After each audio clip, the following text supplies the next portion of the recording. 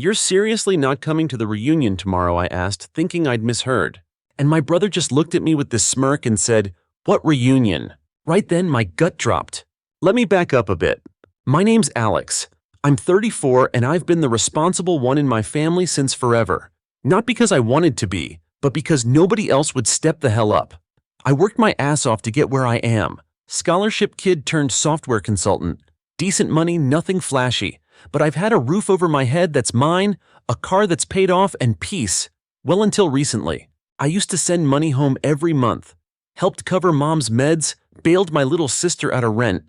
Hell, more than once, even paid for my brother's startup that was basically him reselling sneakers and losing money doing it. I didn't do it for thanks. I just figured, that's what family does, right? But damn if I wasn't the biggest idiot in the room.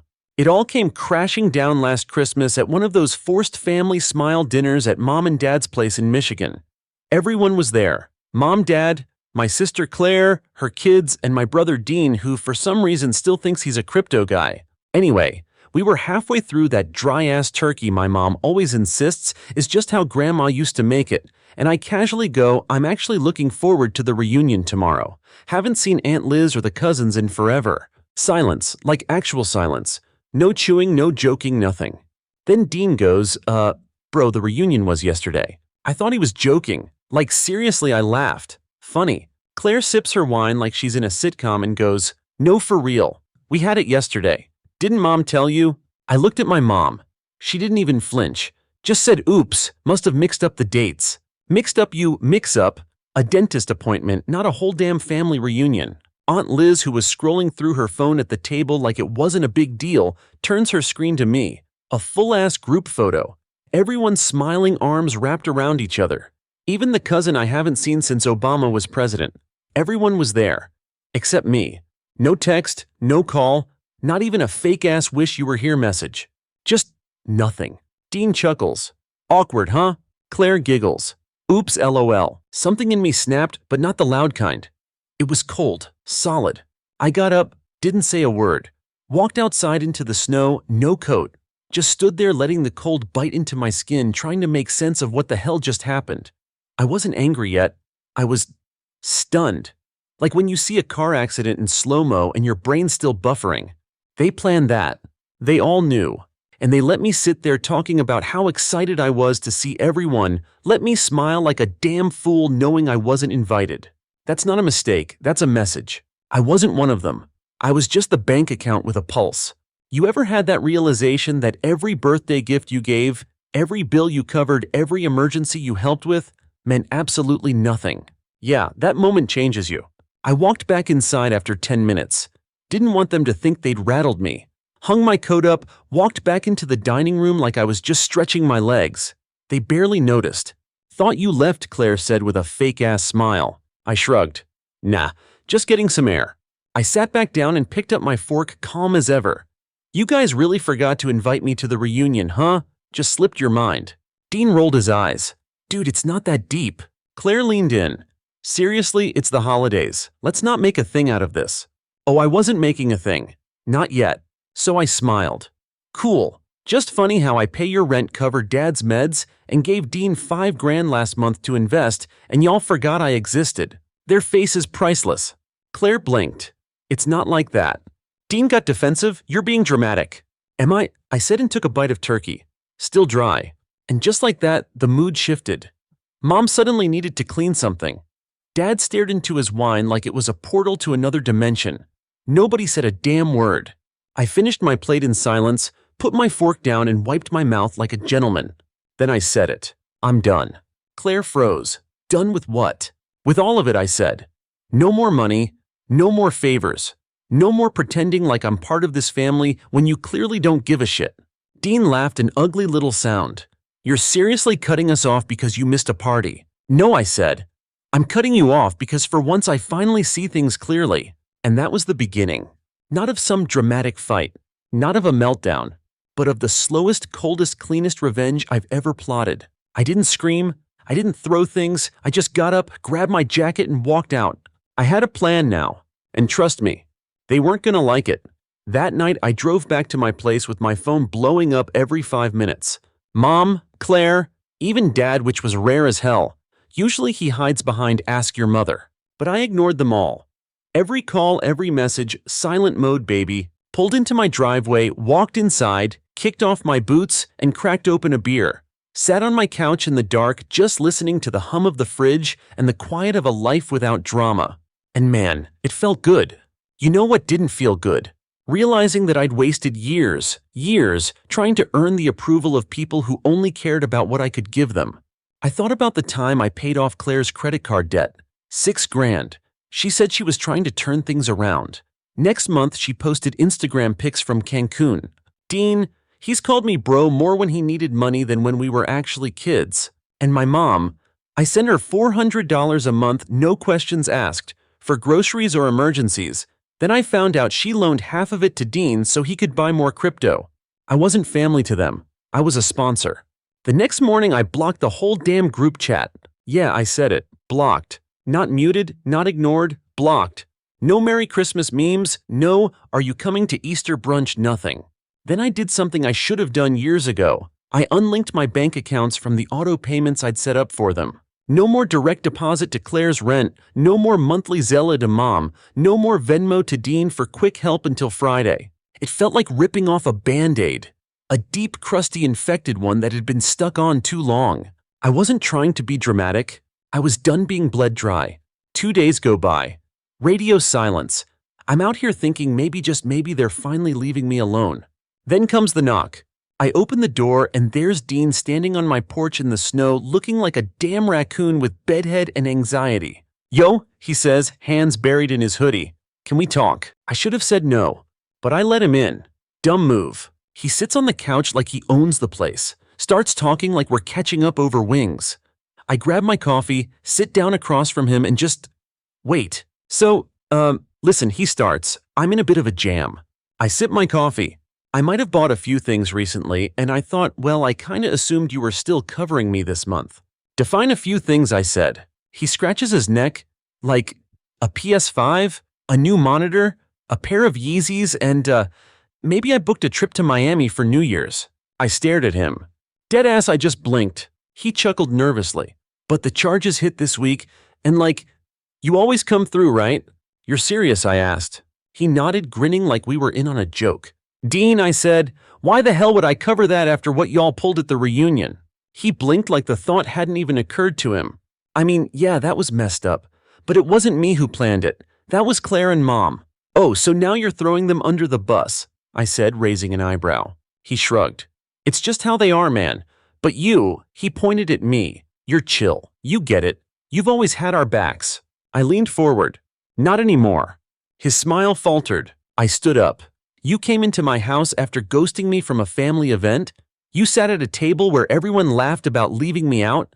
And you think I'm still gonna bail you out? Are you high? He stood up too now, defensive. Bro, don't do this. I'm in real deep.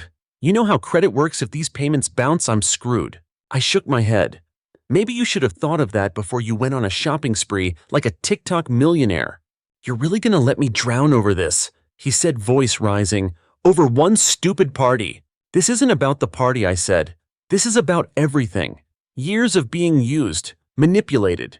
You guys have never treated me like family, only like a wallet. He scoffed. Dude, you act like you're some saint. You think just because you make money, you're better than us? No, I said. I think I'm finally seeing the truth. And the truth is, I was the only one giving a damn. I opened the door. Get out, Dean. He didn't move. Now. He stormed past me, muttering selfish piece of under his breath. I didn't care. I locked the door behind him and sat back down, poured the rest of my coffee into the sink. My hands were shaking. Not from fear, not from sadness. From relief. Finally, I'd drawn a line. And for once, I wasn't stepping over it just to keep the peace. The fallout? Oh, it came fast. The next day, I woke up to 14 missed calls. Claire, Mom, Dad, even Dean again. The voicemails. Claire, I don't know what Dean told you, but you're being really immature right now. We're family. Mom, Alex, you're blowing this out of proportion. Just come over. Let's talk. Dad, son, maybe it's time to let things go. We need you. Need me. That's what it always comes down to, huh? Not we love you. Not we were wrong. Just, we need you. Nah. I texted them all the same thing. You made your choice, I'm making mine. Blocked, deleted. But here's the kicker. That night I get a call from my Uncle Greg Mom's brother. Now I barely talk to Greg. We see each other at weddings, funerals, that's about it. He goes, "Hey kiddo, just wanted to say, what they did was messed up. I saw the group text they had without you. It wasn't an accident. Claire said you were too uptight and would ruin the vibe." I felt my stomach turn. Greg continued, "Just know, not all of us are like that, and for what it's worth, I'm proud of you." That meant more than I can explain. Anyone acknowledging that I wasn't crazy, that this wasn't just in my head. I thanked him and hung up. Then I sat there and started plotting what came next. I wasn't done yet. If they thought losing my money was bad, they hadn't seen anything yet. A couple days after that whole mess with Dean, I decided to do something I hadn't done in years. I went completely off-grid. No phone, no email, no texts. I left my laptop at home, shut off notifications, and drove out to this little cabin I'd rented upstate for a few days. No Wi-Fi, just me, a couple books, and the sound of trees being trees. It was quiet. Not just around me, but inside me too. That kind of quiet you only get after finally cutting off noise that's been eating at your soul for years. I cooked my own food. I went for long-ass walks in the snow. I journaled like a 14-year-old with a crush and a glitter pen. And for the first time in a long time, I started feeling like myself again. But I also realized I couldn't just disappear, not forever. Because as much as I wanted to ghost that entire toxic circus of a family, part of me wanted needed closure. Real closure. Not the kind where you yell and hang up or rage post online. The kind where you finish the story on your own terms. So when I got back to the city, I made a decision I was going to go full audit mode on everything I'd done for them over the years. I pulled out my bank statements, credit card records, email receipts, donation confirmations, everything. And holy freaking hell, I had spent over $76,000 on them in the last 5 years. 76 grand. That's a car, a down payment, half a damn college degree, rent bailouts, medical bills, grocery money, Claire's stupid Etsy candle business, Dean's failed sneaker hustle, gas money, plane tickets, insurance premiums. And you know what the worst part was? I didn't even remember saying yes to half of it. It was just reflex. I was the helper, the fixer, the ATM with a smile. I took a deep breath, created a spreadsheet, and labeled everything. Favors rendered cause. Yeah, that's what they were. I knew they'd never pay it back, but they were damn sure gonna see it. That same week, I wrote an email. Subject line, account summary. Alex's contributions 2017-2022. Inside a clean itemized breakdown of every dollar I'd spent on each one of them. $12,300 for Claire, $22,000 for mom and dad combined, $36,000 plus for Dean. Dude owed me more than the government. I attached PDFs, screenshots, transaction histories, highlighted stuff they promised to repay and never did. Even added a little message at the top. Thought you should see how much being not invited actually cost me. Then I hit send. Didn't even wait around for a reply. Just clicked out of Gmail and opened Netflix like I'd just filed my taxes early. But the response? Oh, it came. Faster than I thought. First up, Claire. WTF, is this supposed to be an invoice? We're family, not your clients. I replied. Clients pay on time. Then she blocked me. Next up, Mom. She sent a voice note. I didn't even open it. Dad texted some vague boomer thing like, let's not let money come between us. I responded with, y'all already let everything else come between us. But Dean came in swinging. He called me no less than 7 times in one afternoon. When I didn't pick up, he started emailing me like a pissed-off Karen at Costco. One of them just said, this is low even for you. You trying to humiliate me? You want to air out dirty laundry? Fine, let's go. That's when I realized something big was coming. Because Dean doesn't threaten unless he's desperate. Turns out I was right. The next morning I wake up to 46 notifications. Texts, tags, DMs. Dean had posted a TikTok. Of course he did. This dude went online and told his little 4000 followers that I cut off my entire family for clout and that I was using money as a weapon to control people. He made me sound like some manipulative psycho who ghosted his poor struggling relatives because I didn't want to be around real love. He used sad music, black and white filters, fake tears. He even threw in a clip of mom from like Thanksgiving 2019 where she hugs me in the kitchen. Out of context, obviously. The worst part, people believed it. His comments were full of strangers going, "You're so brave for speaking out. Some people are just emotionally toxic. Money doesn't make you better than family." I was livid. Not just angry, scorched earth level done. He wanted attention. Okay, I gave it to him. I stitched his TikTok with a simple sentence. Here's what he didn't tell you. Then I dropped my receipts. Screenshots of the bank transfers. Voicemails from him begging for help. Texts saying, "I swear I'll pay you back this time."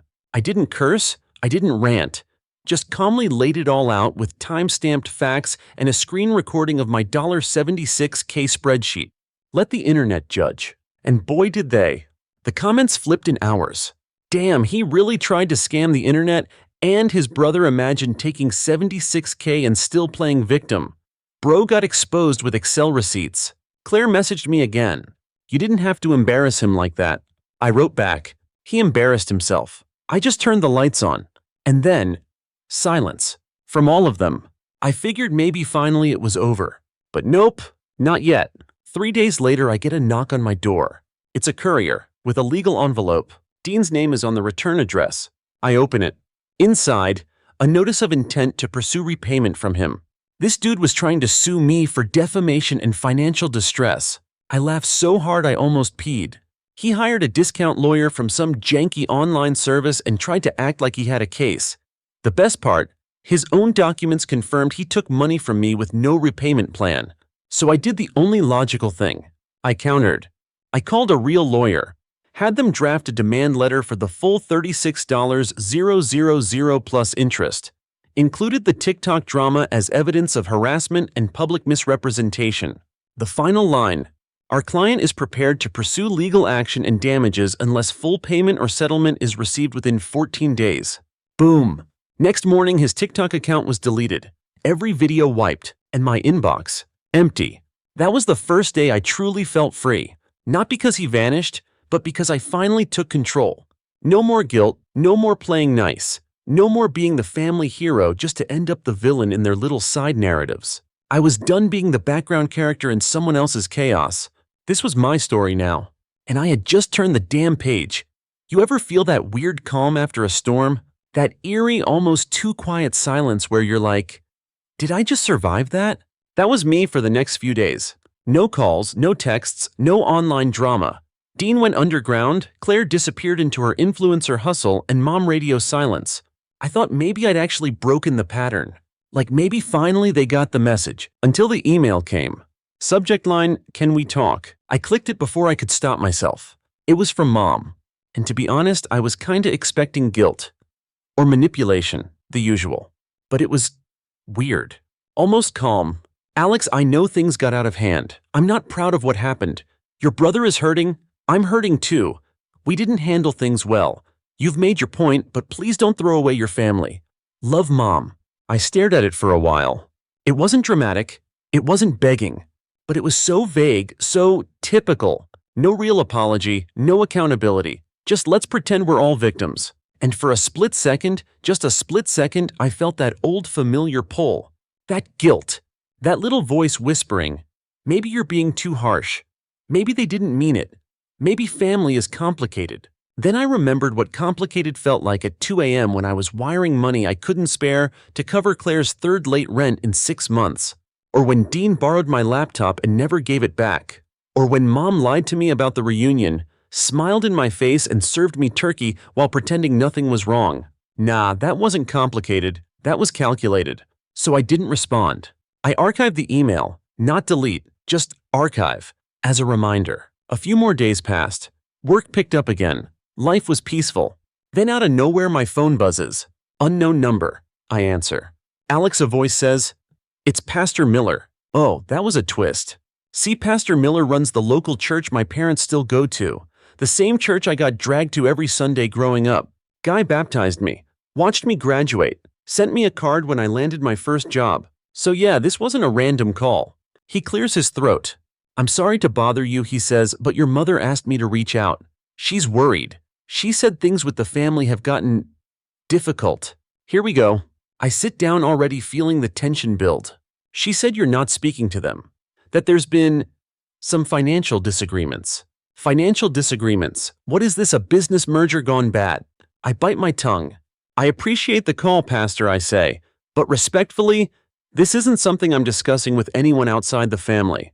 There's a pause. Then he says, I understand. Just know, your mother loves you. Sometimes people make mistakes out of fear or pride, but forgiveness is… I cut him off. With all due respect, Pastor, forgiveness doesn't mean I have to keep bleeding for people who treat me like an ATM. He's quiet again. Then softly, fair enough. And that was it. We said our goodbyes. He hung up. But my hands were shaking, because now they were dragging in outsiders, community, church, public opinion. They were trying to frame it like I was the cold one, the one who abandoned them. It was wild.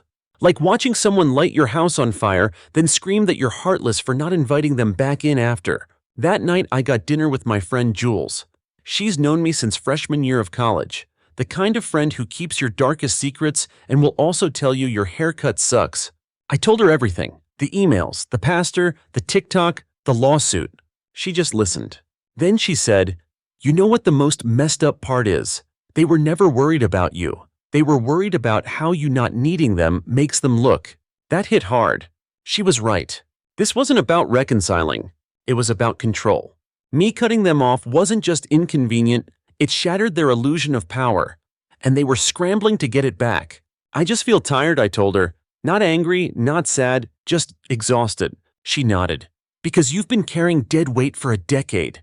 And now that you dropped it, your body's finally realizing how heavy it was. I went home that night and did something stupid. I opened the photo album on my phone, scrolled back 5 years, birthday parties, Christmas, that weekend trip to the lake where I paid for the Airbnb and everyone else forgot to bring food. The picture of Claire holding her baby, the one I bought diapers for because she forgot her wallet.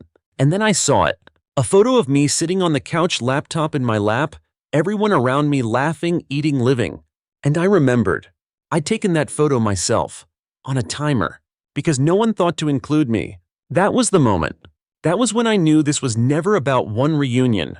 It was about years of being invisible while keeping everyone else afloat. I deleted the entire album. Every picture. Gone. That weekend I booked a trip. Now this wasn't a revenge vacation or anything Instagram-worthy. Just me, a quiet coastal town, and a no-plan weekend. I turned off my phone. No signal, just peace. And I swear that first morning, waking up to the sound of waves instead of group texts, pure bliss. I sat on the porch, coffee in hand, and realized something. I didn't miss them. Not even a little. I missed the idea of them. The fantasy version I used to hope would change. The version where Mom said thank you, where Dean paid me back, where Claire showed up for me once. But the real versions, let them go. Back home, when I finally turned my phone on again, it was exactly what I expected. A new message from Dean. Hey, I know things got messy, but can we talk? I'm in trouble. Of course he was. Always is. Then Claire. Mom's been crying every night, just so you know. Right, because it's my fault now. Then Mom, I made a mistake, but we're still family. I need you. There it was. I need you. Not I love you. Not I'm sorry. Just that same old pattern. I stared at the messages for a full minute, then typed one reply, copied and pasted it to each of them. No response needed. I've moved on. Please don't contact me again. Blocked, blocked, blocked. I turned off my phone again, walked to the beach and stood barefoot in the sand, letting the tide touch my toes. Not everything needs a dramatic ending. Sometimes the best revenge is healing, quietly, fully, without them. 2 months went by. 2 full months without hearing from them. No missed calls, no guilt-tripping emails, no, can you help me out? Just one more time texts. It was eerie at first. Like, what's the catch? Did they finally give up? Did they move on? Or were they just regrouping for another sneak attack? But eventually the silence stopped feeling suspicious and started feeling like peace. I was sleeping better, waking up without that pit in my stomach. No more scanning every notification with dread. I started working out again, which sounds cheesy, but honestly, lifting something heavy that isn't emotional baggage kinda hits different. Started cooking again too, like real food, not stressed adult eating chips over the sink kind of meals. Then one morning I got an unexpected letter in the mail. Yeah, like actual mail with a stamp and everything. That alone was already shady. It was from my dad. Handwritten, 3 pages. My first thought, wow, he actually wrote something longer than a grocery list. I sat on the edge of my bed, read it once, then read it again. It wasn't an apology, not really. It was more like an explanation. He talked about how growing up he'd been raised to believe that the man provides that pride meant silence and that conflict meant weakness. He said he always saw my mom as the emotional leader of the family and figured keeping quiet was his way of keeping peace. He admitted he'd let things slide he shouldn't have, that he knew about the reunion being moved, that he saw how I was treated, how Claire and Dean got help, attention, validation, while I got expectations. But the thing that stuck with me the most, he wrote, I didn't protect you and I should have. That hit harder than I expected. Because he wasn't wrong. He hadn't protected me.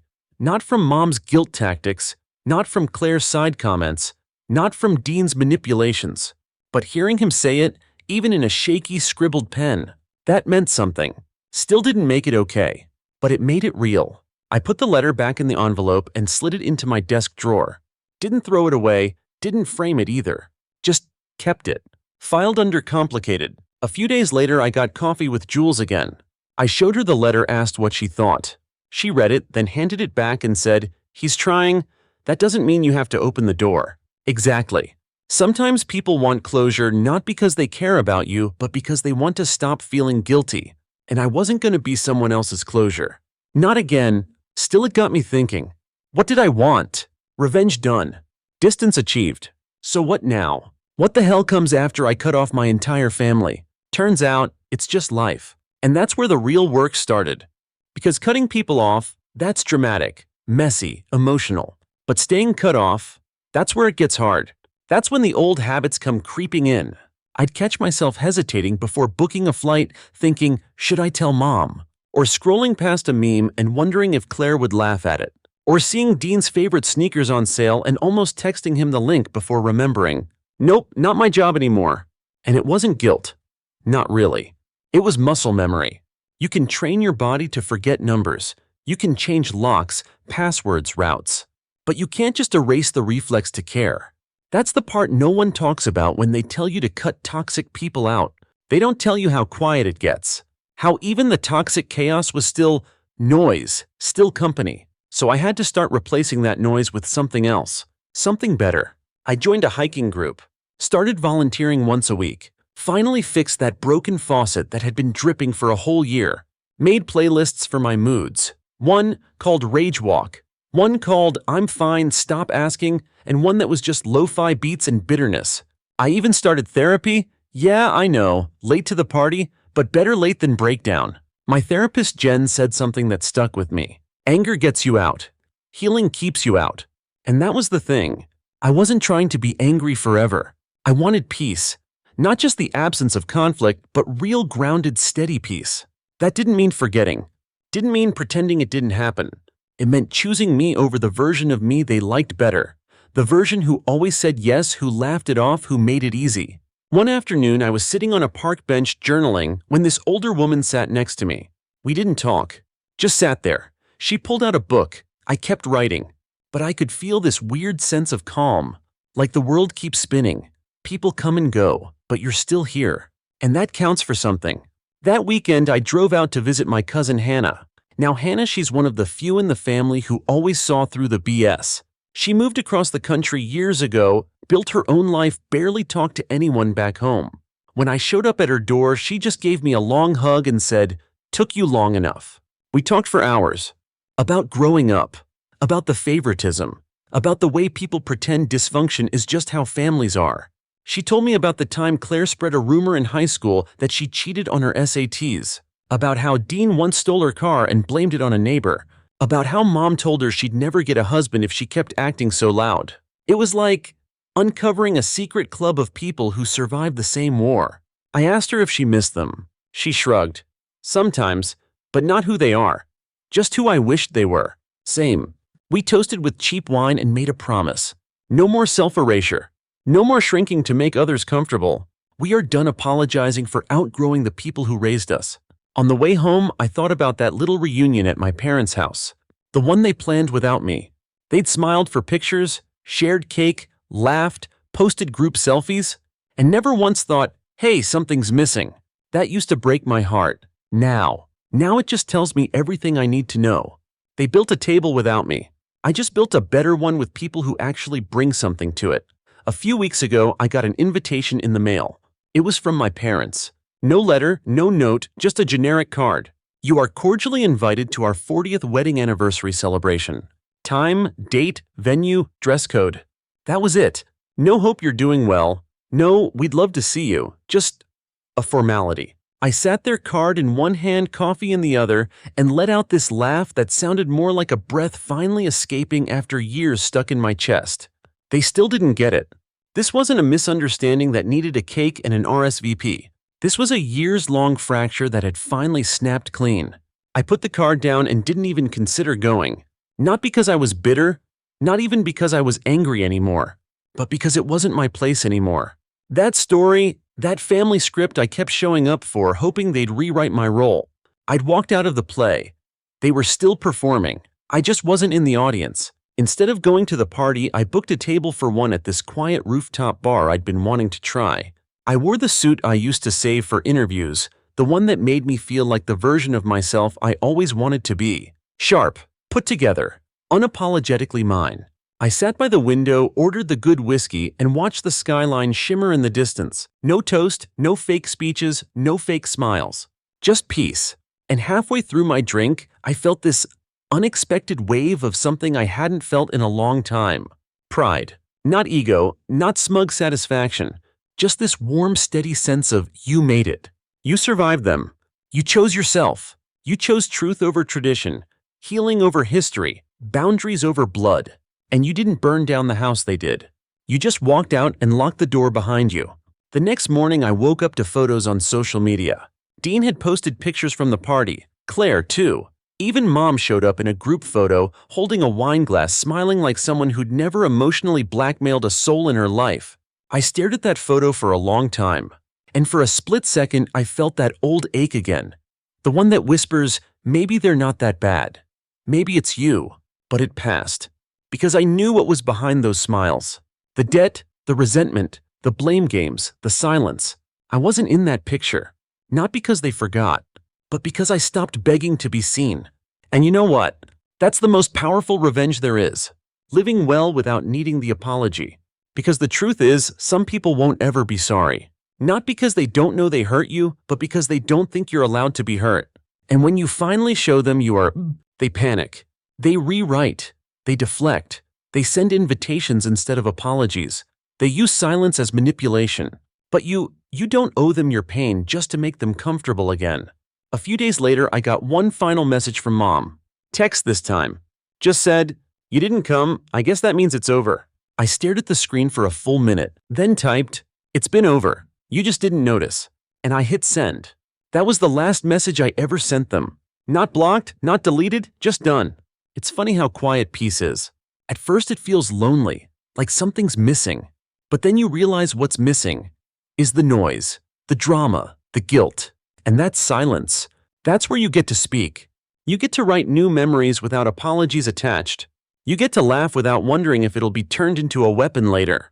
You get to rest, like really rest. Last week, I ran into an old friend of Claire's at a bookstore. She recognized me, did the awkward smile thing, and said, "Hey, I heard things are kinda messy with your family." I nodded. She looked around, then leaned in like she was about to share gossip and whispered, "You okay though?" I smiled and said, "I'm better than okay. I'm free." She blinked, then smiled too. "Good for you." That's all. No drama, no pity, just acknowledgement. Sometimes that's all you need. A couple days ago, I was cleaning out my closet when I found a box I hadn't opened in years. Inside, birthday cards, old photos, a note from Dean in high school thanking me for being the only one who believes in me. I sat with that for a while. I didn't cry, I didn't get angry. I just felt full. Full of all the versions of me I had to outgrow to get here. The one who said yes to everything, the one who bought love with Venmo, the one who accepted breadcrumbs and called it family. I whispered thank you to that version of me. Because he kept us alive. He tried. But we're done now. I closed the box, taped it shut, and slid it onto the highest shelf. Not gone, not forgotten. Just archived. Last night I sat on my fire escape with a glass of wine looking up at the city lights. And I realized I don't need a happy ending. I just need a true one. One where I'm no longer begging people to value me. One where I'm not rewriting myself to be palatable to people who wouldn't love me either way. One where I finally get to feel what it's like to belong to myself. So yeah, that's my story. Not perfect, not tied up in a bow, but honest. And if you're in that place right now on the edge, wondering if walking away means you're selfish or dramatic, let me be clear. You're not. You're surviving. You're healing. You're reclaiming your story. And you are allowed to do that, even if it pisses people off, especially if it sets you free. Story 2. I never thought I'd say this, but the best thing that ever happened to me was losing everything. Let me explain. My name's Aaron, and when I was 13, I thought I had life figured out. Not in the I know what I want to be way, but in the if I work hard enough, things will finally get better kind of way. That's how I survived. Hope. And a little metal box. See, my parents died in a house fire when I was 8. My little brother Ben and I were the only ones who made it out. After that, we bounced between relatives like unwanted packages nobody signed for. Some were cold, some were careless. Most just wanted the monthly check that came with us. But Aunt Deborah? She was the worst of them all. Everyone said she stepped up. I say she stepped over us. Treated us like stray dogs, tossed leftovers, barked commands, and scolded us for breathing too loud. You boys are lucky I took you in, she'd hiss every time we asked for anything. New socks spoiled, a bus pass to school, figure it out. But I didn't complain, not out loud, because I had a plan. From the moment I was old enough to wipe tables at a pizza joint down the street, I worked. Every nickel I earned, every folded tip I pocketed, I saved. I bought a tin box from a dollar store, carved a little lightning bolt into the lid, my own personal vault, and stashed it beneath a loose floorboard in my room. My escape plan. College, freedom, a future. Ben didn't know about the box, but he knew I was saving. I told him one day we'd live somewhere with windows that actually shut and a fridge that didn't smell like feet. We whispered about it at night like a shared dream. That dream kept me going. Fast forward to my senior year. I'd made it, barely. Worked 2 jobs, studied between shifts, and somehow graduated with a GPA good enough to snag a spot at the state university. Full ride, not quite, but with what I'd saved it was enough. I was ready. I came home that afternoon grinning like an idiot, holding my acceptance letter like it was gold. I couldn't wait to show Ben. I ran to my room to check the box. The floorboard was gone. The box was gone. I froze. Thought maybe I'd misplaced it. Thought maybe Ben had found it and hidden it somewhere safer. But deep down, I already knew. I stormed into the kitchen and there she was. Aunt Deborah, smirking. Hair freshly dyed, new nails, sipping from a mug that read, "Best Aunt Ever." Looking for something, she said, voice dripping with sarcasm. My throat tightened. Where's my money? She didn't even flinch. Just leaned back in her chair and said, "That considerate payment? You think rent's free, kid?" I stared at her, jaw clenched. "You stole it." "No," she said, lighting a cigarette. "I collected it. You've been freeloading for years. What, you thought you'd just leave and live some fancy life without giving me a dime?" She blew smoke in my face. "College isn't for people like you, Aaron. Be real." I didn't speak, didn't cry, just walked out of the kitchen, packed what little I had into a backpack, grabbed Ben's Game Boy from the shelf and left. No goodbyes, just silence. The next year was brutal.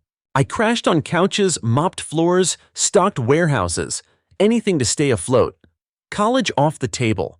But I wasn't done. I wasn't going to let her be the end of my story. One night I stumbled across a free online coding boot camp. Looked sketchy, but I was desperate. I borrowed an old laptop from a friend, snuck into a 24-hour diner with Wi-Fi and started learning. HTML, CSS, JavaScript. It made no sense at first, like reading alien language, but it was something I could build. And I needed to build something. Every day I worked. Every night I coded. Burned through coffee, broke the spacebar on that crusty laptop twice. Got my first gig designing a website for a tattoo shop. $60. They paid in cash. I thought I was a millionaire. One job led to another. Then another. Word spread. I stopped waiting tables, started charging real money. Designed pages for restaurants, then clinics, then a law firm. 3 years later, I had my own clients, my own team, and my own company. We called it Blinkbox because I used to blink so much from staring at screens all night. The name stuck. At 23, I had my own apartment savings in the six figures and more clients than I could handle. But the victory felt hollow, because Aunt Deborah still lived in that same house, still bitter, still broke, still pretending she'd done me a favor. And I wanted her to know. I needed her to know. Not for revenge, for closure. That's when the plan came together. One day I got a call from Riley, a realtor I knew from a charity event. "Hey, you still looking for fixer-uppers?" she asked. "Got one, just came on the market. Cheap, estate sale. Kinda run down, but..." "What's the address?" I asked. She told me. My jaw clenched. It was Deborah's house. She'd fallen behind on taxes. Couldn't keep up with the mortgage. Bank took it. Riley didn't know I had history with the place. "I'll take it," I said. Cash, no inspection, no negotiation. I showed up for the final walkthrough in a clean suit and polished boots. The house looked smaller now, sun-bleached and tired. I stood in what used to be my bedroom, stared at the floor where my tin box once lived. And I laughed. I closed the deal that afternoon, made it official. I owned the house she used to trap me in. 2 weeks later, Deborah called me. She didn't know I owned the place. Didn't know I'd bought it through a shell company. Just knew she'd been evicted and needed help. I picked up. "Aaron," she croaked. "It's Deb. I need a place to stay." I took a breath. "Sorry," I said. "I don't help thieves." And I hung up. For the first time in my life, I felt weightless. But I wasn't done yet. I wish I could say hanging up on Deborah was the end. I thought it was. For a few weeks, it even felt like it. After I bought the house, I did what any self-respecting tech guy with money and a grudge would do. I remodeled the place. Not to live in it, God no, but to erase every last trace of her. I gutted the kitchen, tore up the stained carpets, painted over every smoke-stained wall. I even smashed the cracked mirror in the hallway, the one she used to stare into while berating me. I replaced it with a sleek modern one. It reflected a different man now. Strangers drove by and saw a clean, newly restored house with a trimmed lawn and a fresh coat of white paint. They had no idea what that house used to be. A cage, a battleground, a graveyard of dreams. And now it was mine. Part of me wanted to flip it and walk away, make a profit, call it poetic. But another part, something deeper, wanted to hold on to it. Like owning that house meant I finally owned my story. But just when I thought I was done with the past, it hit me like a freight train. His name came up in a random conversation. Ben, my little brother. The kid I left behind. I hadn't heard from him in almost 7 years. Last I knew, he was staying with a different relative after Deborah got sick of him too.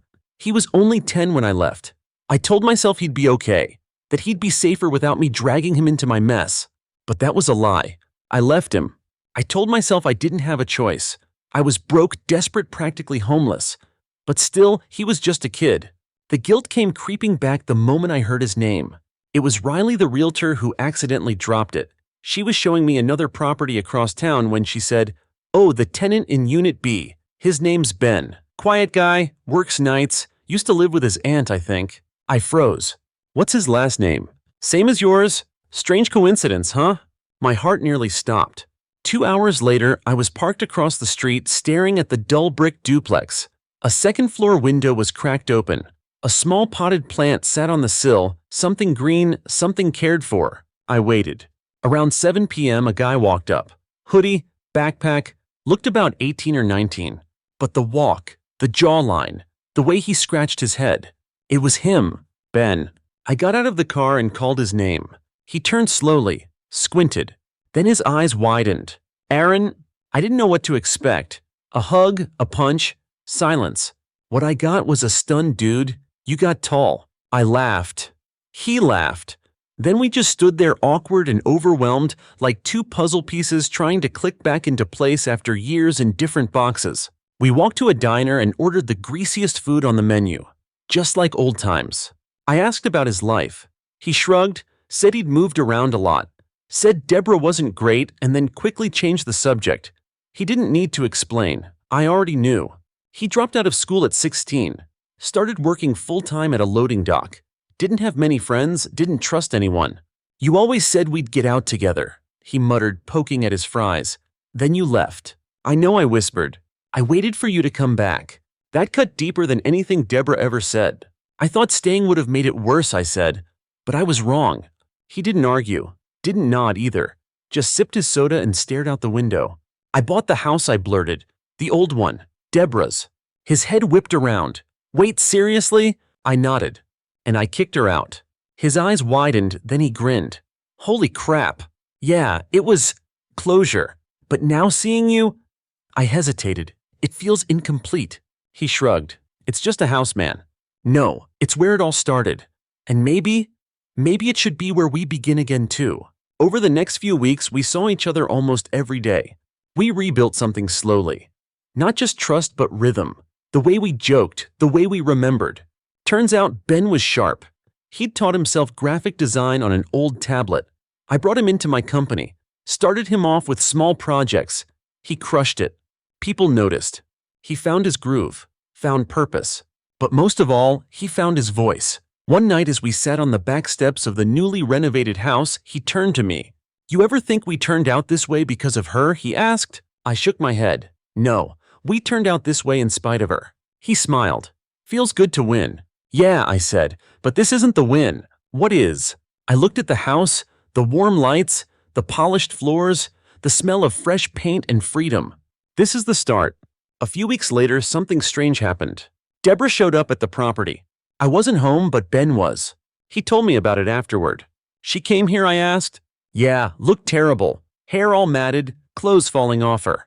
What did she say? He paused. She cried. Said she had nowhere to go. Said she was sorry. I waited. What did you say? He looked me dead in the eyes. I said sorry too. Sorry we grew up. Sorry we made it. Sorry we don't need her anymore. I stared at him. Then we both burst out laughing. Not because it was funny, but because it felt final. Like we had finally flipped the script. If you had told me 2 years ago that I'd be sitting in a boardroom surrounded by developers, creatives, and clients all listening to me, I would have laughed in your face. But here I was, 25, CEO of Blinkbox Media, wearing a tailored suit I didn't hate, leading a team of 20 full-time employees, half of whom came from stories like mine. Kids who clawed their way out of the bottom and built something worth keeping. Ben was one of them, my second in command. He never liked titles, but everyone respected him. He had an eye for design and a quiet leadership that made people want to follow him. I'd look at him across the office, headphones on, sketching layouts, making magic, and feel this weird mix of pride and guilt. Pride for who he'd become.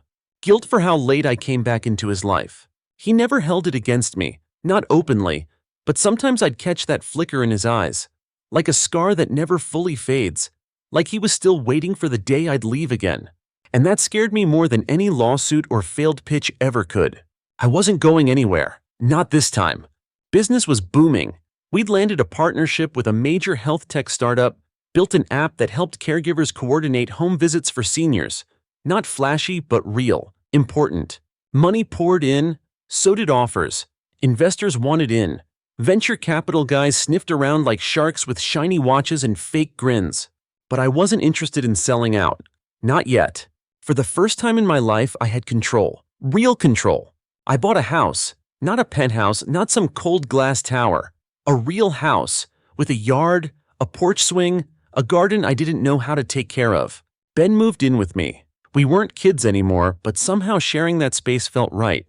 We painted the living room ourselves, built ugly furniture from scratch, and filled the fridge with overpriced groceries we'd never buy when we were broke. Every meal felt like a middle finger to the past. And still something was missing.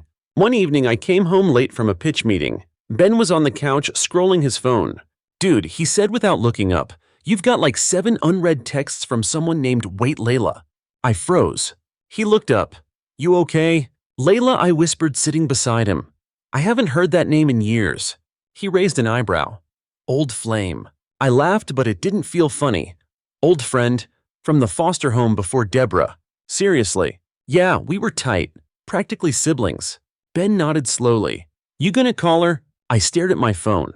The last text read, Hey, it's Layla. Found your name online. You doing okay? Yeah, I said. I think I will. We met the next day. She hadn't changed much. Still had that messy braid chipped nail polish and a laugh that could disarm a tank. But her eyes, they carried weight now. The kind you only earn through survival. We hugged like people who never wanted to let go. Turns out, she'd been in the city for years, working with a nonprofit that helped foster youth age out of the system. She found my company online during a late-night doom scroll and couldn't believe it was me. We talked for hours. About the kids, the system, the way some people slip through the cracks like water through fingers. And just like that, the idea was born. 2 months later, Blinkbox launched a new initiative, Project Echo, a mentorship and internship pipeline for teens aging out of foster care. Real training, real jobs, real futures, not handouts opportunities. Layla ran it, Ben mentored, I funded. And something shifted. For the first time, our story wasn't just about escaping the past. It was about reaching back and pulling someone else out of it. One Friday night, we hosted a launch event. Small crowd, big hearts, a few of our interns spoke. One kid named Dev told a story that left half the room in tears. Sometimes he said I thought maybe being invisible was safer. But now I'm seen, for real, and I don't want to disappear again. Afterward, Layla pulled me aside. You know, you changed his life, right? I shook my head. He changed mine. She smiled. You've come a long way, Aaron. Not far enough. The next morning, I got a call from a number I didn't recognize. I almost ignored it. Almost. Hello. A pause. Then a voice. Aaron? My stomach flipped. Yeah, who is this? It's Julie. Ben and I locked eyes across the kitchen. Julie, our cousin, Deborah's daughter, she used to live with us, way back, until one day she just vanished. I hadn't heard from her in over 10 years. And now she was calling me. She sounded nervous, apologetic. Said she heard what we were doing. Said she wanted to meet. Not for money, she added quickly. Just to talk. I agreed. We met in a coffee shop downtown. She looked exhausted. Hair tied up, clothes too thin for the weather, but her voice was steady. I left when I was 15, she said. Couldn't take it anymore. Deborah, she got worse after you and Ben left. I nodded. I figured. She told everyone you abandoned us. Said you stole money and ran. I scoffed. Of course she did. But I didn't believe her, she said. Not really. Julie worked in retail now. Bounced between temp jobs and side gigs. Said she'd never been stable enough to reach out. Felt ashamed. I should have tried harder, she whispered. You did what you had to, I said. We talked, laughed, even cried a little. When we left the cafe, she hesitated. I'm not asking for anything, she said. I just wanted you to know I'm proud of you.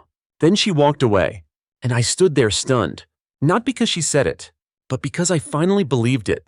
That night, Ben and I sat in the backyard, string lights overhead, a fire pit crackling between us. You think people can really change? He asked. I nodded. I think some do, and some just show you who they've been all along. He poked the fire. You think Deborah ever regrets it? I don't care, I said. She doesn't get to matter anymore. Ben leaned back. Good. Silence settled between us. Then he said, I think we should buy another house. I raised an eyebrow. Why? For someone who needs it. I smiled. Now he was thinking like me.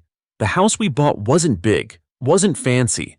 No marble countertops or spiral staircases, just a small duplex on the edge of the city with peeling paint and creaky floorboards that groaned with every step. But it had potential. The kind you don't measure in square footage. We called it the starting line. A place for kids with nowhere else to go. Ben oversaw the renovations. Layla helped build the intake system.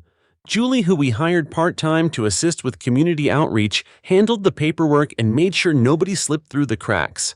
It became a home before the paint even dried. Not just for them, for us. That old house Deborah once ruled over like a prison guard had been my ending.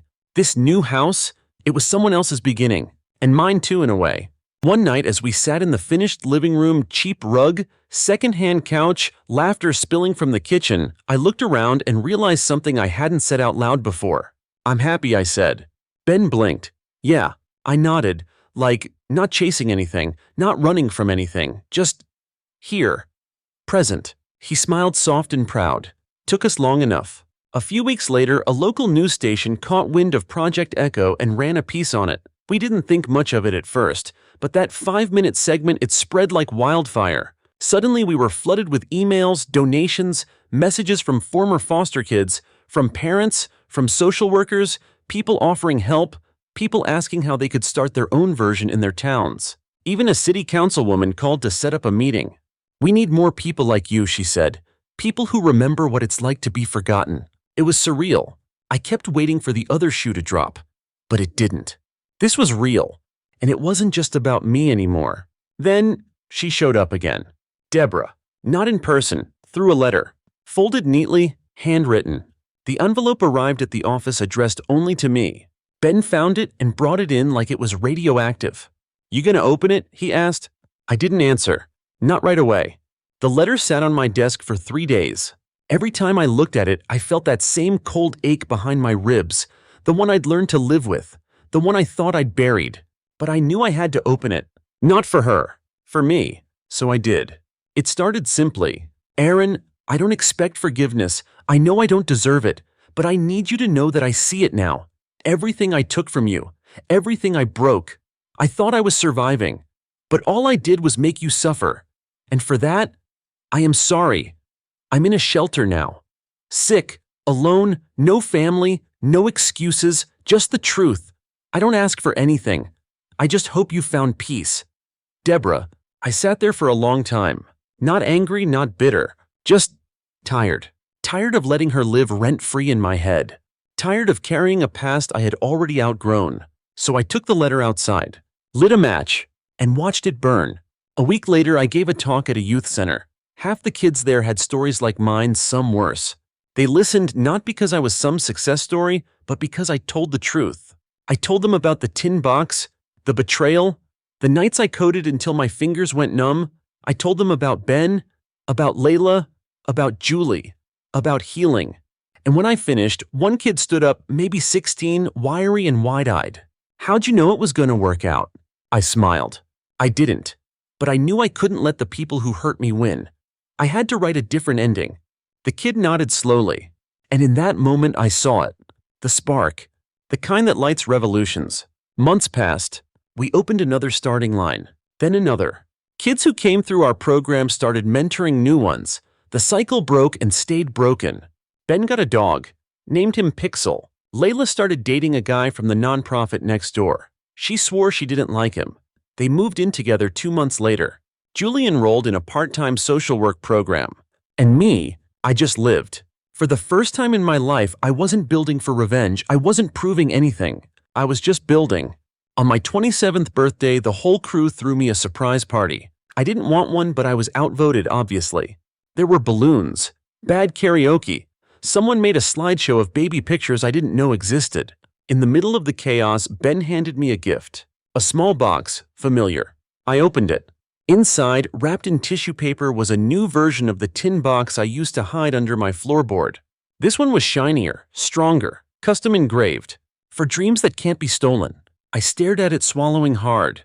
"Figured you deserved a better vault this time," he said. I didn't say anything. Just hugged him.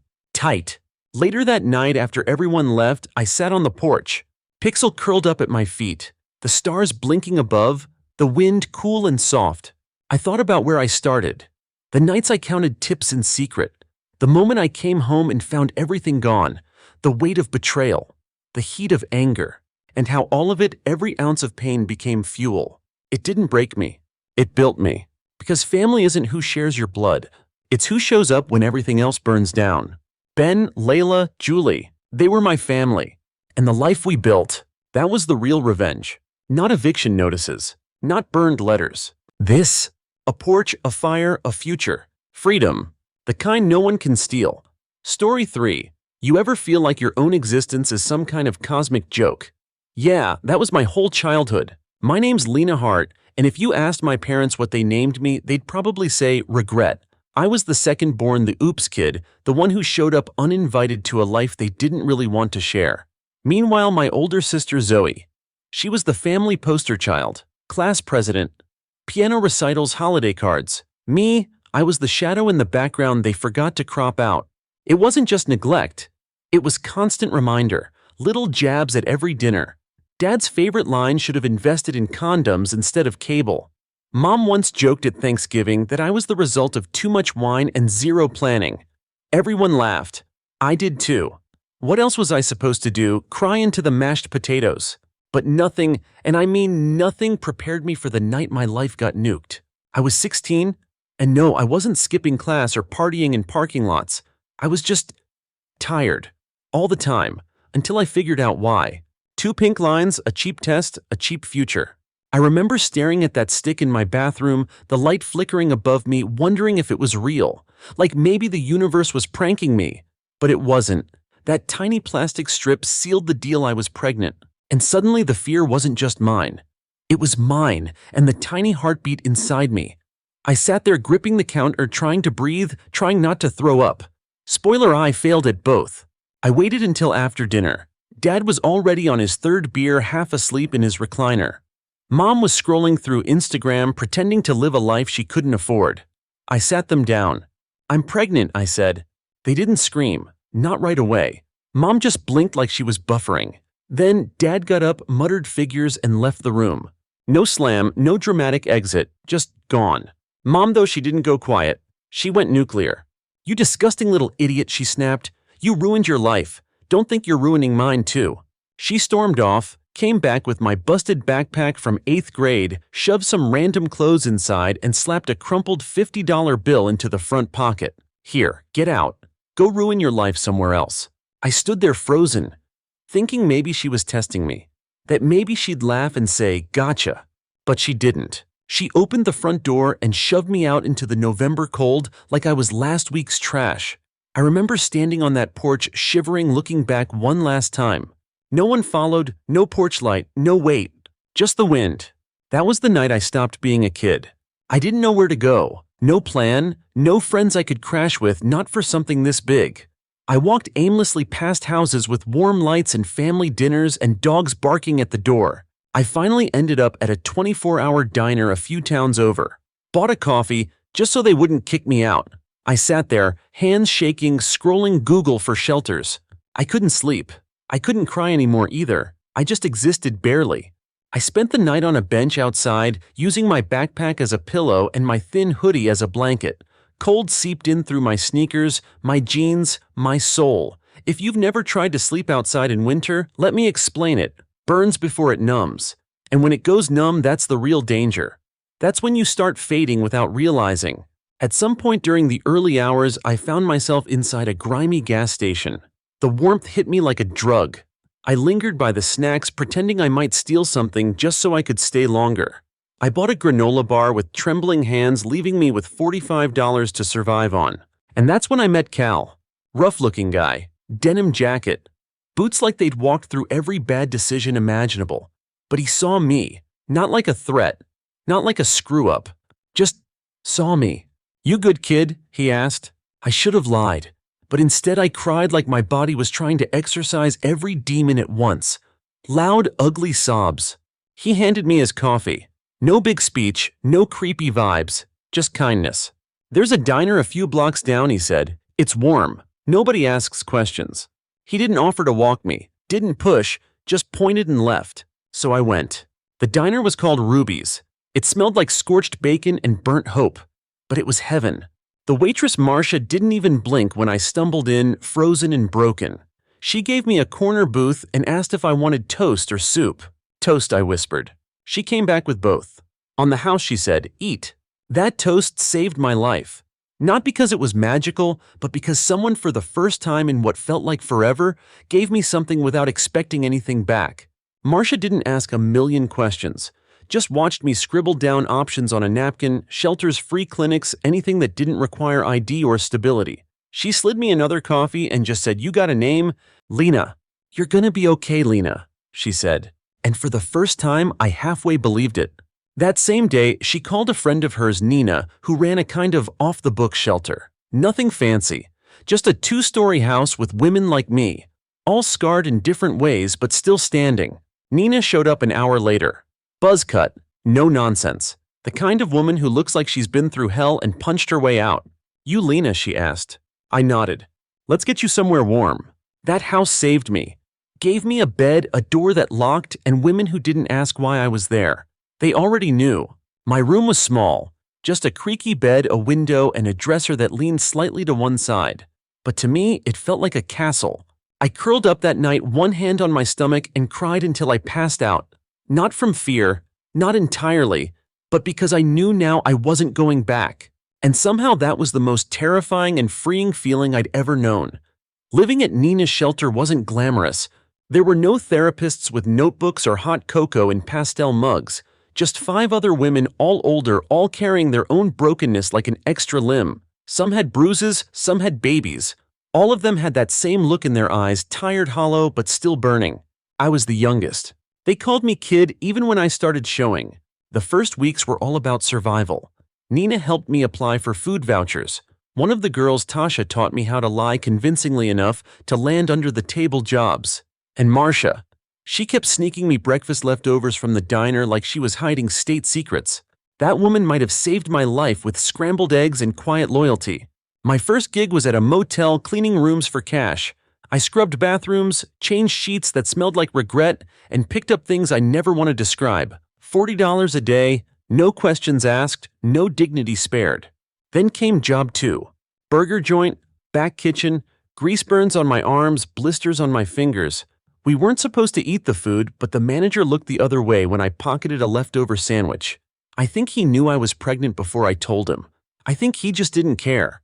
The third job was overnight cleaning for an office downtown. Empty cubicles, fluorescent lights that buzzed like angry bees. I'd scrub floors until my back screamed and my belly tightened, then sit in the break room drinking warm tap water, staring at the clock, counting hours and dollars. It wasn't a life, but it was a start. I learned fast.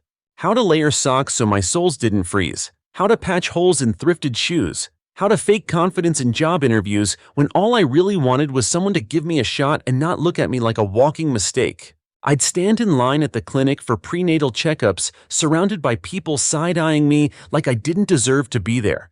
I wanted to scream sometimes. I'm trying okay, but I didn't. I just smiled, took my vitamins, and kept going. I became the queen of silent endurance. Until one night everything almost unraveled. It was late. I'd just finished a motel shift.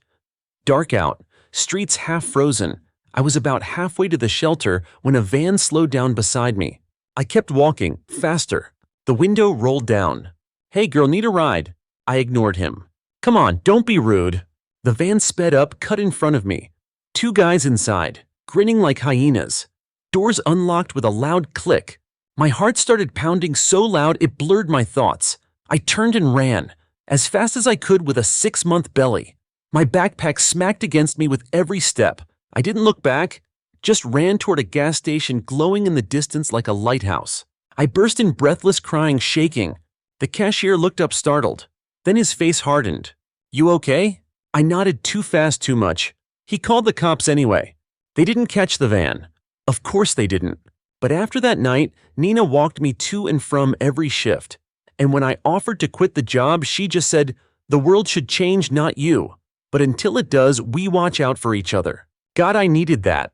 Emotions didn't hit me all at once. They crept in during quiet moments, when I was folding towels, when I felt the baby kick, when I'd hear a lullaby on someone's phone in the diner. I cried in random bathrooms, in alleys, once while mopping a stairwell at 2 a.m. Not because I was weak, but because no one was watching. That's when I realized something. Nobody was coming to save me. No long-lost aunt. No fairy godmother. No apology from my parents that would magically stitch me back together. If I wanted a future, I'd have to build it, brick by broken brick. The baby came early. I was alone when my water broke. Nina had stepped out. The contractions hit like lightning through my spine. I remember crawling to the front hallway, calling for help through gritted teeth. Marcia drove me to the hospital in her rusted-out Toyota, breaking every speed limit. 8 hours. That's how long it took. 8 hours of pain so sharp I thought I'd shatter. No epidural, too late. Just me, 2 nurses, and a student doctor who looked more scared than I was. But when they handed her to me, this tiny red-faced thing wrapped in a blue hospital blanket, I felt everything all at once. I named her June, because she was born in snow but felt like summer. The next few months were chaos. Sleepless nights, screaming fits, diapers, bottles, colic. I loved her instantly, but I won't pretend I didn't cry while rocking her at 3 a.m. begging her to just sleep for an hour. Some days I walked around in a fog forgetting my own name. I went back to work 3 weeks postpartum because I had no choice.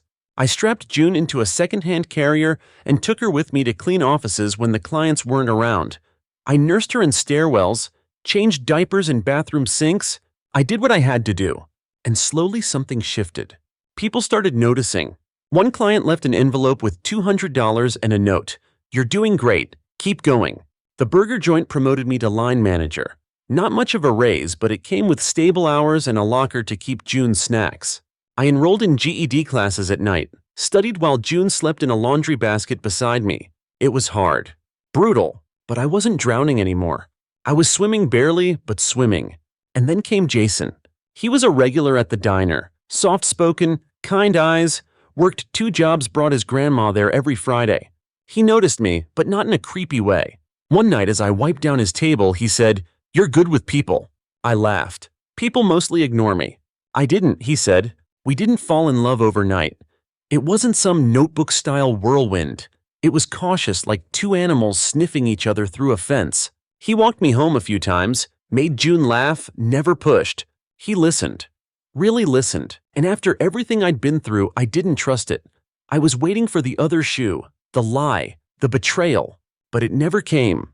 Just steady kindness. And it scared the hell out of me. 6 months in, I finally let my guard down. Told him everything, the pregnancy, the night I was kicked out, the van. He didn't flinch. He just said, "You've already lived through hell. Loving you won't be the hard part." I cried harder than I had in years. Not because I was sad, but because I believed him. That was the beginning of something real. Not perfect, not fairy tale, but honest. And for once, I didn't feel like I was bracing for impact. I felt like I was home. But the past has sharp claws. And mine was about to knock on my front door again. It happened on a Tuesday. I was at the grocery store with June now, almost 3 wild curls and louder opinions when it hit me. That voice, sharp nasal and carved into my DNA like a scar. Lena. I froze, hands gripping the cart so hard my knuckles turned white. June was chattering about cereal. I looked up and there she was. My mother. Older, smaller than I remembered, but still wrapped in that same cold perfume and brittle smile. Her hair was shorter, her face thinner, but those eyes, judging, calculating, hadn't changed at all. She dropped her basket. "Oh my God, it's really you." I didn't speak, just instinctively stepped between her and June. "Lena," she said again, moving closer. "I've been looking for you for years. Years." The audacity of that sentence hit me like a slap. I opened my mouth, but nothing came out. My body remembered things my heart tried to forget. You look good," she stammered. "And is this your daughter?" She already knew. Her voice cracked on the word. June clung to my leg, sensing something wrong.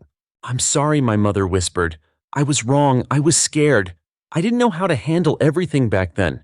Please, can I just talk to you? Maybe meet her properly. I should have wanted this. Closure, an apology, a full circle moment. But I didn't. I felt nothing. Just a wall. Cold and solid. Built from every sleepless night, every job I took, every time I held June close and whispered, "We're okay now." So I said the only thing I needed to, "No." Her face crumbled. She reached out and I flinched. "You don't get to want anything from us," I said quietly. "Not now, not ever." And then I walked away. Just like she did. Only this time I was the one with a child in my arms. A future, a life I built from the ashes. For a while I thought that was it. She was gone. Again. Maybe it was just a weird coincidence. Maybe she'd go back to pretending I never existed. But narcissists don't like being ignored. They like to rewrite history.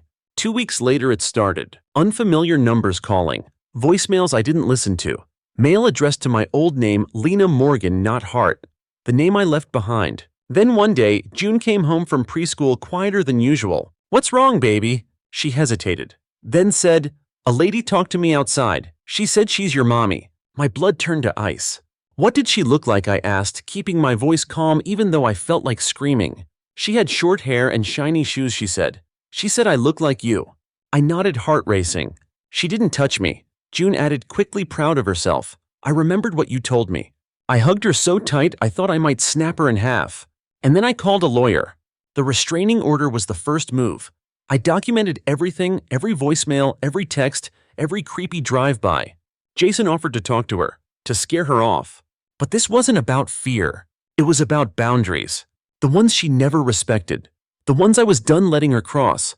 A week later, I was parked outside June's preschool watching like a hawk, and just like clockwork, there she was. Pretending to wait at a bus stop across the street, pretending not to stare at the entrance. I got out of the car. She didn't see me until I was close. When she did, Her face lit up like she thought I was there to forgive her. Maybe even thank her.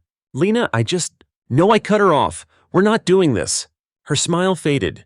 I just want to know her. I want to know you. I've changed. Did you change when you threw a pregnant teenager out in the middle of winter with $50 and no coat? She flinched. Did you change when you ignored every birthday, every phone number I left with mutuals, or when you told people I ran off to be a trashy teen mom? I was scared, she whispered. You were cruel, I said. Tears welled up in her eyes. Theatrical. Too perfect. I love you. No, I said. You love the idea of being forgiven, of pretending this was all some misunderstanding. But I'm not your redemption arc. And June is not your second chance. She reached for my hand. I stepped back. This is your final warning, I said. Go near her again and I'll press charges. And then I turned and walked back across the street into the school and into my daughter's arms. That night, I changed our numbers. Again, Jason reinforced the home security, and I filed a formal incident report with Child Services. Not because I wanted drama, because I wanted peace. I told June in the softest words I could find that sometimes people who say family don't know how to act like it. She asked, is she a bad guy? I said, no, baby, just a broken one. And broken people can still hurt you. She nodded like she understood, hugged me, then asked for mac and cheese. God, I love that kid. Weeks passed, then months. I heard through a distant cousin that my mom had started posting dramatic captions online. How do you grieve a daughter who's still alive and some people hold grudges instead of grace? I didn't respond. I didn't even read them. Because I wasn't the girl on that porch anymore. I was a woman, a mother, a survivor. And I wasn't chasing ghosts. I was building a home. The funny thing about healing, it's not loud. It's quiet, slow, soft like a sunrise you didn't notice until the room was glowing. It's watching June ride her little pink bike down the block. It's folding tiny laundry and realizing you don't flinch when the doorbell rings. It's choosing peace every time chaos knocks. One night I stood in the kitchen making tea while Jason did bedtime stories. I looked around our apartment, cheap, cluttered, alive, and I realized something. My mom had lost something she'd never get back. Me. Not the child she ignored. Not the teenager she abandoned. But the woman I became without her. And June, she'd never know what it felt like to be unwanted. Because I chose her every day. With every late shift. Every bill paid. Every bedtime song whispered through exhaustion. And no one, not even the woman who birthed me, was going to take that away. It took 10 years. 10 years of sleepless nights, scraped knuckles, missed birthdays, and microwave dinners. 10 years of rebuilding from ground zero, of proving to myself over and over that I wasn't the failure they said I'd be. When I finally bought the house, I sat in the driveway for 20 minutes and just stared at it. It wasn't huge, it wasn't fancy, it had peeling shutters and a crooked fence, but it was mine, ours, mine and June's. A 2-bedroom fixer-upper with an attic that smelled like dust and forgotten dreams. But the floors didn't creak with old memories. The walls didn't echo with someone else's pain. It was blank, a canvas, and I was ready to paint.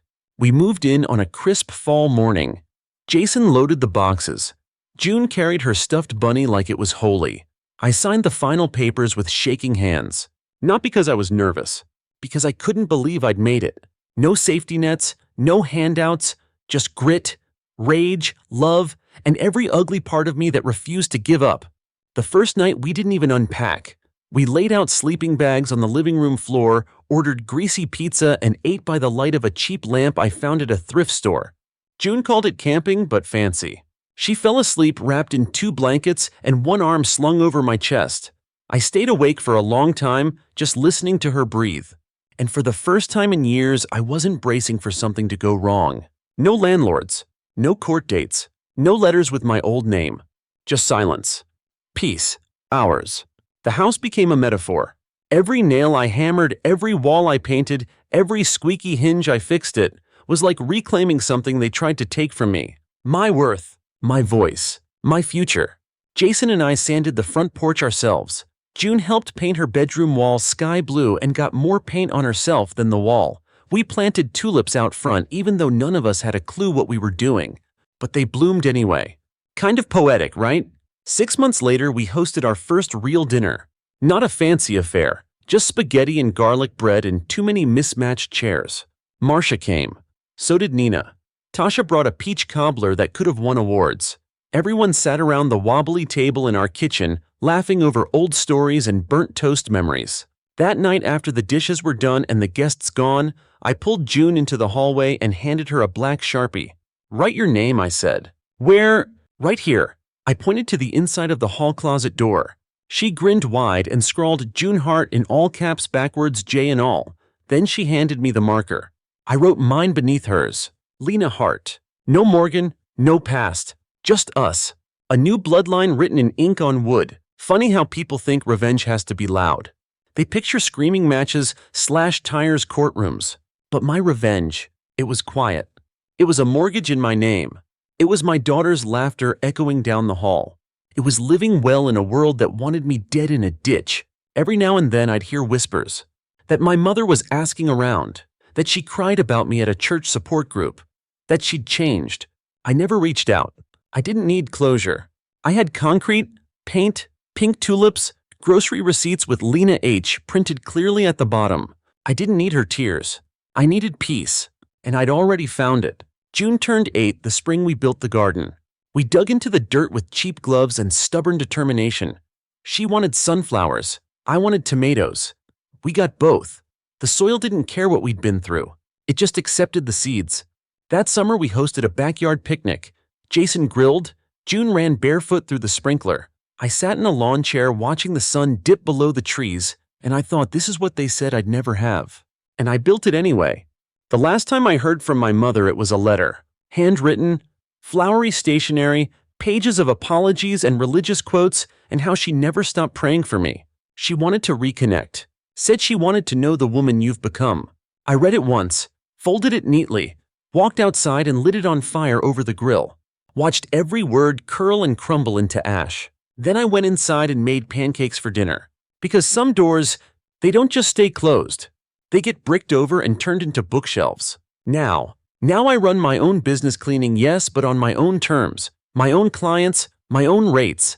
I make enough to breathe, to save, to take June to the beach in the summer and buy her new shoes before she outgrows them. Jason and I aren't married. Not because we're afraid. Because we're solid without needing paper to prove it. He's the best kind of partner, the kind who lets you shine without stepping in your light.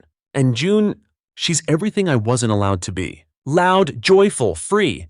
She draws comic books, writes stories about space princesses with pet dragons, tells me she's going to be a vet/astronaut/baker. And I believe her. Because I built a world where her dreams could live.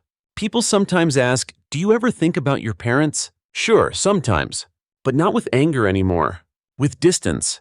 Like remembering a song you used to hate but no longer feel anything for. They chose pride.